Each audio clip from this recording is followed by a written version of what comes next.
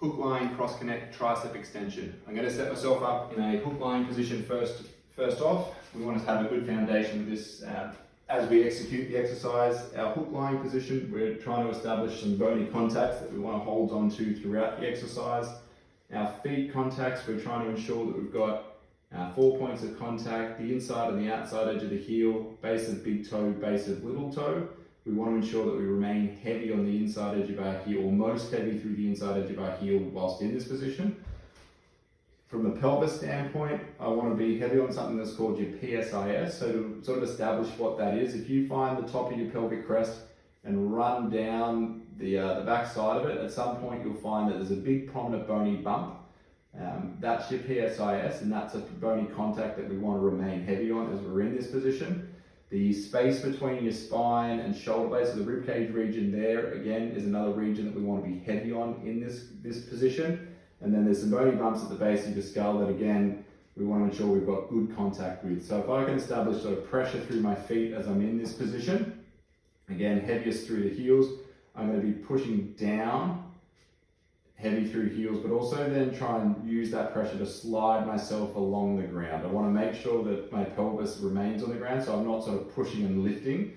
I want to ensure that it's a down and it's effectively sort of a slide along the ground. And I find as I do that, there's sort of, again, a skin draggy sensation as I do that. It should make me feel as if I'm heavier on all those contacts that we established to begin with. Once I'm there, again, I want a soft tummy. I'm going to establish a cross-connect position here. I want to pay particular attention to the PSIS contacts in this circumstance. So I'm going to be taking a knee towards my nose. In this case, I'll take my left knee towards my nose. And I'm trying to monitor that I don't lose the PSIS contact that I have established in my two-legged position as the knee comes up. So if I go too far, my pelvis will start to roll and I'll lose that bony contact. So I'm only bringing the knee as far as I'm able to maintain heaviness with those PSISs. When I've sort of hit that spot, I'm going to take the hand on the same side and just let that leg then passively fall into the hand, and that's going to produce a bit of a stretch on that side. The tricep extension standpoint, I'm going to try and establish a reaching action with this arm that makes me feel heaviest on the ribcage region between my shoulder blade and my spine. So I can reach too far and I lose it. I can reach not far enough and it'll feel like my shoulder blade's in contact with the ground. I'm finding that nice little Goldilocks effect of a reach where I feel heaviest on that ribcage region.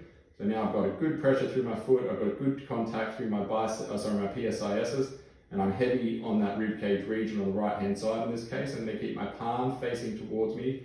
I want to have my elbow pit facing directly sort of upwards. And I'm going to try and hold on to that now as I do what looks like a bicep curl, but it's going to be working the triceps far more. I'm going to take a breath in as I go down and a breath out as I straighten back up. Again, ensuring that I stay heavy on all those bony contacts. I maintain that nice reach through the elbow on that side. Elbow pit remains facing in the same direction. Breath in, breath out.